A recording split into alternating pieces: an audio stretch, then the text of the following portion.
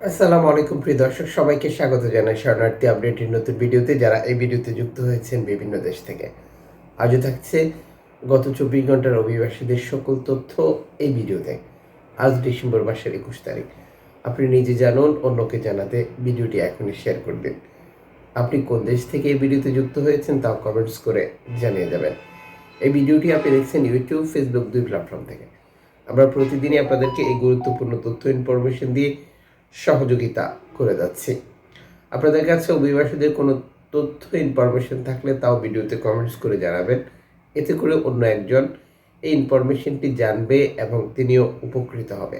কারণ এই ইনফরমেশনগুলো এনজিও সংস্থা অলাভজনক প্রতিষ্ঠান দ্বারা প্রচার করা হয়। সাধারণত কোনো একটি ঘটনা আলোচিত বা ভিন্ন ধরনের ঘটনা না ঘটলে, প্রিন্ট এবং ইলেকট্রনিক্স মিডিয়ায় ভাইরাল না হলে সেটি আমরা জানতে পারি না।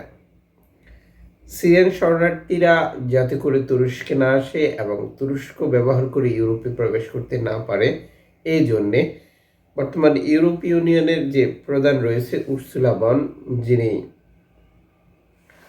তুরস্কের প্রেসিডেন্ট রাইপস তাইপস এরদোগানের সাথে দেখা করেছেন। দেখা করে তিনি প্রতিশ্রুতি দিয়েছেন আরও অর্থ যোগান দেওয়ার জন্য, যেটা তুরস্ককে।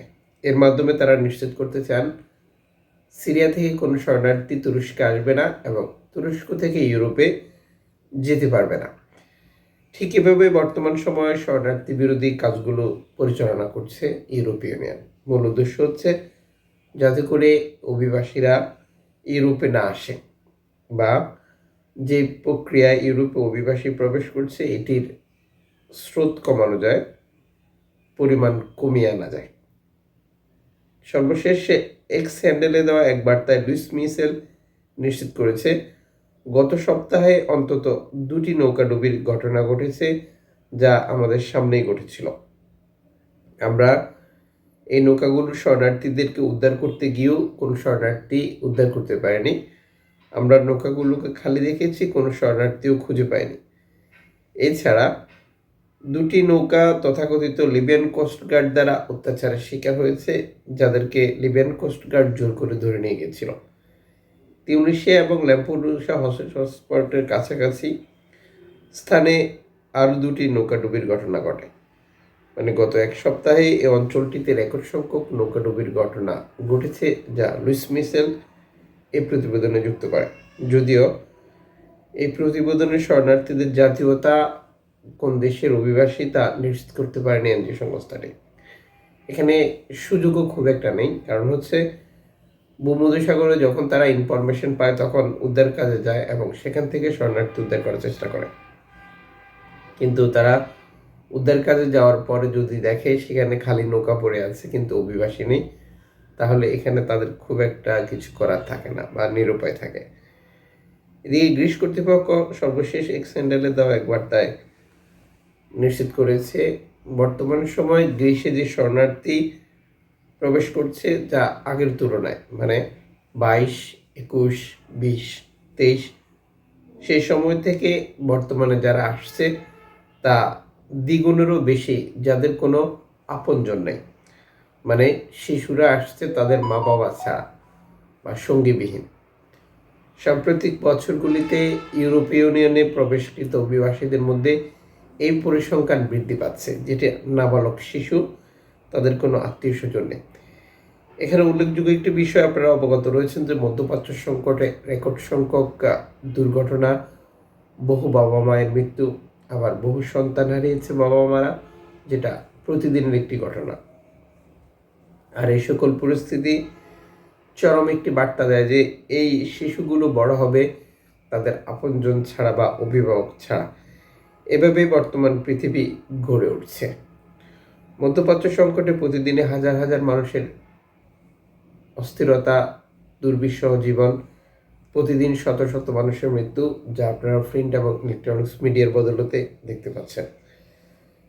এদিকে সার্ডিনিয়াতে সরাসরি 38 জন শরণার্থী প্রবেশের একটি তথ্য প্রকাশ করেছে ইতালি কর্তৃপক্ষ। নৌকা শরণার্থীরা নামার পর তারা সাধারণ মানুষের সাথে মিশে গেছে। পরবর্তীতে খবর পেয়ে নিরাপত্তা বাহিনী তাদেরকে উদ্ধার করেছে এবং উদ্ধারকৃত অভিবাসীদেরকে পৃথক পৃথক আটক কেন্দ্রে বা আশ্রয় কেন্দ্রে নিয়ে গেছে। এখানে 10 জন, 15 জন, 13 জন, 3টি গ্রুপে এই অভিবাসীরা বিভিন্ন স্থানে আশ্রয় নিয়েছিল। সর্বশেষ ইতালি কর্তৃপক্ষ নিশ্চিত করেছে তাদের সবাইকে আশ্রয় কেন্দ্রে পাঠানো হয়েছে, যদিও তারা সরাসরি প্রবেশ করেছিল কোনো ধরনের সহযোগিতা ছাড়া। এদিকে ক্যানারি দ্বীপপুঞ্জ ল্যাঞ্জারেটের সর্বশেষ একটি বার্তা প্রচার করেছে স্প্যানিশ কর্তৃপক্ষ, যেখানে অভিবাসীদেরকে উদ্ধার করা সহ আরও বেশ কিছু প্রতিবেদন রয়েছে।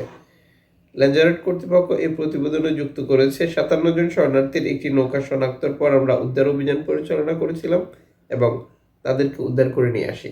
দ্বীপ থেকে 83 কিলোমিটার পূর্বে এই নৌকাটিকে আমরা শনাক্ত করি এবং নৌকাটির শরণার্থীদেরকে উদ্ধার করে নিয়ে এসেছি। বর্তমানে সবাই নিরাপদে রয়েছে, সবাইকে নিরাপদ স্থানে হস্তান্তর করা হয়েছে। এদিকে অ্যালামফোন রেডিও টেকনোলজি রাত 3:30 যেটি নৌকার একটি অবস্থান শনাক্ত করেছিল, যারা অ্যালামফোনের সাথে যোগাযোগ করে। আটলান্টিক সাগর পাড়ি দিয়ে এই নৌকাটি, যেটা মোর্তানিয়া থেকে ছেড়ে এসেছিল বলে নিশ্চিত করা হয়েছে। বর্তমানে এরা বিপদে রয়েছে, যাদেরকে উদ্ধারের জন্য আহ্বান জানিয়েছে তারা। এটা পরিস্থিতি সত্যি দুঃখজনক। আপনারা দেখতে পাচ্ছেন যে এখানে একটি দৃশ্য, এটা হচ্ছে নৌকার চিহ্ন। তবে এই প্রতিবেদনে অ্যালামফোন নিশ্চিত করেনি যে এই অভিবাসীরা কোন জাতীয়তার ছিল। সত্যি দুঃখজনক যে এভাবেই শরণার্থীরা প্রতিনিয়ত চেষ্টা চালিয়ে যাচ্ছে ইউরোপে প্রবেশ করার জন্য। এদিকে আপনারা অবগত রয়েছেন যে সাম্প্রতিক সময়ে যেই ঘটনা ঘটেছে সিরিয়াতে, সিরিয়ার যে প্রেসিডেন্ট রয়েছে সে পালিয়ে গেছে রাশিয়াতে। আর সিরিয়ার অস্থিরতা বর্তমানে সারা পৃথিবীতে একটি আতঙ্কের নাম। বর্তমানে আসাদ সরকার পালিয়ে যাওয়ার পর সিরিয়াতে ইসরায়েলের হামলা, সিরিয়ার গোষ্ঠীগুলোর মধ্যে সমস্যা, নানা ধরনের যে জটিলতার সমীকরণ সৃষ্টি হয়েছে, আল্লাহই ভালো জানেন যে এটির শেষ পরিণত কোথায় গিয়ে পৌঁছায়। এদিকে লেম্পুদুর সাথে আসা 10টি নৌকা থেকে কাঠের তৈরি বাদ্যযন্ত্র, যেটা নিয়ে একটি সঙ্গীত পরিবেশনা এবং একটি অনুষ্ঠান তৈরি করা হয়েছিল, যা প্রিন্ট এবং ইলেকট্রনিক্স মিডিয়ায় ভাইরাল হয়েছে। এখানে দেখানো হয়েছে যে নৌকাগুলো থেকে আসা, মানে ব্যাপারটা হচ্ছে যে নৌকাগুলো আসে শরণার্থীরা, সেই নৌকাগুলো সাধারণত অভিবাসীরা রেখে দ্বীপে উঠে যায়, বা তারা তখন আর এই নৌকার কোনো প্রয়োজন থাকে না। নৌকাটি তাদের সাথে নেওয়ারও কোনো সুযোগ থাকে না, নৌকাটি কুলে পড়ে থাকে। আর সেখান থেকে সেই নৌকাগুলো উদ্ধার করেই বাদ্যযন্ত্র বানাচ্ছে ইতালির কিছু ব্যক্তিরা। আর সেই বাদ্যযন্ত্র বানিয়ে তারা সঙ্গীত বা গান পরিবেশন করছে, যেটি অভিবাসীদেরকে নিয়ে। এই ব্যাপারটি আপনি কীভাবে দেখছেন কমেন্টস করে জানাবেন। এদিকে ফ্রন্টেক্স বাহিনী নতুন একটি এয়ারবাস উদ্বোধন করেছে। এয়ারবাসের উদ্বোধনের মূল উদ্দেশ্য হচ্ছে অভিবাসী শনাক্ত করা বা ইউরোপীয় বর্ডার আরও সুরক্ষিত করার কাজে নিজেদেরকে সচল রাখা। যদিও এখানে এটি অংশীদারিত্বের সাথে কাজ করবে বলে নিশ্চিত করা হলেও ইউরোপীয় ইউনিয়নের পাহারাদার এই ফ্রন্টেক্স বাহিনীর বিরুদ্ধে অভিবাসী বিরোধী বিভিন্ন কার্যক্রমের অভিযোগ রয়েছে, যা দীর্ঘদিন থেকে চলছে। এদিকে অ্যালামফোন রেডিও টেকনোলজি সর্বশেষ এক্স হ্যান্ডেলের দেওয়া এক বার্তায় নিশ্চিত করেছে তথাকথিত লিবিয়ান কোস্টগার্ড 82 জন শরণার্থীকে উদ্ধার করতে অভিযান পরিচালনা করেছিল, যদিও এর আগেই নৌকাডুবির ঘটনা ঘটেছিল। এখানে একটি সূত্র বলেছে যে ভূমধ্যসাগরের নৌকাটি ডুবে গিয়েছিল এবং এই ডুবে যাওয়ার ফলে 15 জনের মৃত্যু হয়েছে। 96 জন অভিবাসী ছিল। তবে এই প্রতিবেদনে অ্যালামফোন দেখাতে পারেনি যে শরণার্থীরা কোন জাতীয়তার ছিল।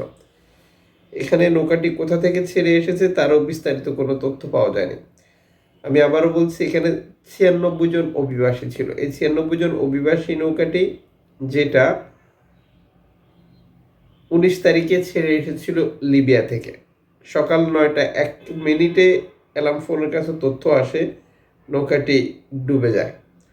সত্যি দুঃখজনক যে আরও একটি নৌকাডুবি এবং অগণিত মানুষের মৃত্যু হয়েছে।